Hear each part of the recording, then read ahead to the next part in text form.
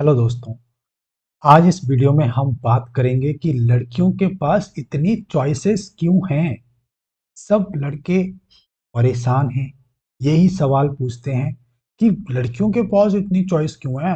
वही क्यों सेलेक्ट करेंगी कि हमको सेलेक्ट होना है नहीं होना, शादी किससे करनी है। ये लड़कियों के पास इतनी चॉइस दी किसने, आई कहाँ से। तो इस चीज पे हम डिस्कस करेंगे।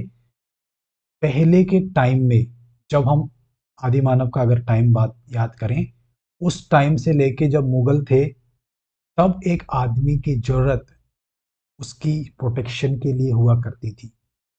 एक पिताजी अपनी बेटी को, अपनी वाइफ की प्रोटेक्शन दूसरे ग्रुप कबीलों से करते थे और मारे भी जाते थे, लड़ते थे, मरते थे और प्रोटेक्ट करते थे अपनी फीमेल्स को। तो पहले काम काफी मुश्किल था आदमियों का, क्योंकि वो मारे भी जाते थे, दूसरों को जो है घायल भी करना होता था, लड़ना भी होता था। और सुबह गए तो पता नहीं शाम को वापस आएगा मर्द नहीं आएगा, वो भी नहीं पता। तो ये जो औरत थी, इसकी डिपेंडेंसी बहुत थी आदमियों पे, बहुत ज़्यादा थी। और इसलिए वो डर, वो फियर, मेरे बच्चों का क्या होगा, रात को खाना मिलेगा नहीं मिलेगा, वो फियर हमेशा से औरत के दिल में रहा है। इसलिए आज भी आप देखोगे, वो डीएनए आज भी है कि अगर कोई हस्बैंड अपने भाई के लिए या बहन के लिए कुछ ज़्यादा हेल्प करने लग जाए, पैसा देने लग जाए, तो जो उसकी वाइफ होगी वो इनसिक्योर होना शुरू हो जाती है कि तू इतना पैसा क्यों दे रहा है, तू इतना उसके लिए क्यों कर रहा है, ये बच्चों का क्या होगा, इनकी ट्यूशन फीस कैसे जाएगी, इनका करियर कैसे सेट होगा, इनके लिए कोठी कैसे बनेगी, जमीन कैसे लेगी, या प्लॉट कैसे बनाएंगे, इनके फ्यूचर का तो सोच, इनका तो कर, इनका कर। तो वो जो डीएनए हैबिट्स आई हैं प्रोटेक्शन लेने की, अपने आप को सिक्योर रखने की, इनसिक्योर रहने की, डर डर के रहने की, वो हमारे डीएनए में आई हुई है। तो आपको ये देखना है कि औरतें हमेशा से एक डिपेंडेंसी रही हैं आदमियों पे प्रोटेक्शन के लिए, और वो आज के टाइम में सब चीज़ें खत्म होती जा रही हैं। जिस तरह से हमारा लॉ एंड ऑर्डर है, पुलिस है, आर्मी है, हम इतने इंडिपेंडेंट हो चुके हैं, हमें बोलने की आज़ादी है। आप मेरा ये वीडियो देख रहे हैं, मैं कुछ भी यहाँ बता सकता हूँ, समझा सकता हूँ, हमको अब सब तरह की आज़ादी है। औरतें यहाँ तक अब काम कर रही हैं, अच्छा खासा कमा रही हैं। एक टाइम पे आदमियों से ज़्यादा भी आपको दिखेंगी कहीं की पोजीशन पे, जो कमा रही हैं, उनकी बॉस बनी हुई हैं। तो बहुत से राइट्स मिल गए हैं, औरत ऊपर हो चुकी हैं। अब वो प्रोटेक्शन वाली चीज़ें अब नहीं हैं, और आदमी भी अब कहीं जान नहीं दे रहे अपनी, उनकी प्रोटेक्शन करने के लिए, उनको बचाने के लिए। दूसरा रीज़न है कि जी जो ये भ्रूण हत्याएँ हुई हैं, जितनी फीमेल्स थी आपको पता है, अगर वो फीमेल पैदा हुई है, पेट में है, तो उसको पेट में ही मार दिया जाता है।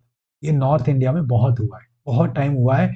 और इनका सरकारी आंकड़ा इतना खराब है कि इनको अच्छे से हाईलाइट हाईलाइट किया भी नहीं गया, पेपरों में बताया भी नहीं गया। जो होता है ना, 40 में से 40 पासिंग पासिंग मार्क्स है, 100 में से 40, तो वो 200-250 लिख के छोड़ दिया है। शायद आंकड़ा उससे भी ज़्यादा हो, 400-500 तक हो। तो वो जो लड़कियां थी जो गायब हैं मैरिज मार्केट में, वो अब आई हैं मैरिज के लाइफ मार्केट में। तो वो जो 200-250 लड़कियां जो गायब थी, हजार में से, हजार लड़कों में, वो तो गैप अभी भी है। उसमें से भी कुछ लड़कियां हैं जो शादी ही नहीं करना चाहती। तो आप ये बताओ, जब लड़के हजार हैं, लड़कियां 800 ही हैं, तो यहाँ तो सप्लाई डिमांड का खेल होगा ना। यहाँ लड़कियों के पास तो चॉइस ज्यादा होगी ना। आपको तो ये समझना है, ये डिमांड तो होगी ज़्यादा लड़कियों के पास, कि भाई जब वो संख्या में कम है, जब उनके नंबर कम है, लड़के ज़्यादा हैं, लड़के आधे जो ज़्यादा हैं उनके पास जॉब नहीं है, अपना खुद का फ्लैट नहीं है, पापा मम्मी के साथ वहीं रह रहे हैं, वहीं सब्जी खा रहे हैं, वहीं मम्मी कपड़े धो रही हैं, वहीं डिपेंडेंट बन के बैठे हैं। तो लड़कियों के पास चॉइस है ना, कौन कितना कमा रहा है, कौन कितने पोजीशन पे है, किसका अपना फ्लैट है, किसकी अपनी ज़मीन है, कितने कितने एसेट बना रखे हैं, किसके पापा के कितने एसेट हैं, तो वो सब तो देखेगी। तो इसमें मिर्ची लगने वाली क्या बात है, इसमें मिर्ची क्यों लगती है फिर, इसमें मिर्ची नहीं लगनी चाहिए। क्योंकि आपको पता है उस तरह का तंत्र काम, जान देने वाला, प्रोटेक्शन देने वाला अब नहीं है जो रहा। दूसरा, मैरिज मार्केट में जो लड़कियां मारी गई हैं, अब हमने तो नहीं मारी, हमारे दादा ने मारी तो हमको, जी जो आपके पूर्वज करेंगे, उसका जो भी रिजल्ट है वो आगे आने वाली जनरेशन को भुगतना होता है। जैसे एरोप्लेन कभी बना था, तो आज एसी वाला एरोप्लेन हम बैठ के जा पा रहे हैं क्योंकि हमारे पुराने किसी ने बनाया है। तो अच्छी चीज जो पुरानी करी गई है वो भी आपको मिलेंगी, जो बुरी चीजें करी गई हैं वो भी आपको भुगतनी है। तो आप ही भुगतोगे, वो उससे भाग नहीं सकते आप कि मैंने तो नहीं किया था या मैंने तो नहीं मारी थी, तो मैं क्यों भुगतूं। अच्छा बुरा जो पीछे से आएगा वो आपको मिलेगा। और यही जो गैप है, इसकी वजह से लड़कियां चूज कर सकती हैं, उनके पास ऑप्शन ज्यादा हैं कि वो कौन से काबिल लड़के से शादी करें। तीसरा रीजन मैं बताता हूं कि जब कोई लड़की प्रेग्नेंट होती है, शादी के बाद प्रेग्नेंट होगी, बच्चे करेगी, और तब कुछ खटपट हो जाए शादी में, तब वो बच्चा लेके अपना इधर जाए। हमारे समाज में ये लड़का ये लड़की दोनों ने शादी की, उनका कुछ कुछ बच्चा हुआ, तो जब ये अलग होते हैं तो आदमी को ऐसा ही देखा जाता है जैसे वो पहले था। लेकिन ये जो लड़की है, उसको ऐसा देखा जाता है कि ये यूज हो गई है, अब इसको यूज कर लिया गया। हमारे समाज का ये देखना है लड़का लड़की में। तो जब लड़की को इतने रिस्क हैं किसी शादी को करने में, उसके माँ बाप की सेवा अलग, वो बैठे हैं अलग सेवा कराने को, जी हमारी सेवा भी करनी है। तो सेवा करने के लिए भी अलग कार्यक्रम चले हुए हैं, तो सेवा भी करनी है। हस्बैंड देख रहा है पता नहीं उसको क्या मिल जाएगा शादी करके, जो पापा जी की जो सेवा हुई है वो सेवा शायद मुझे भी मिल जाए। अब लड़के के अपने फरमाइशी प्रोग्राम है।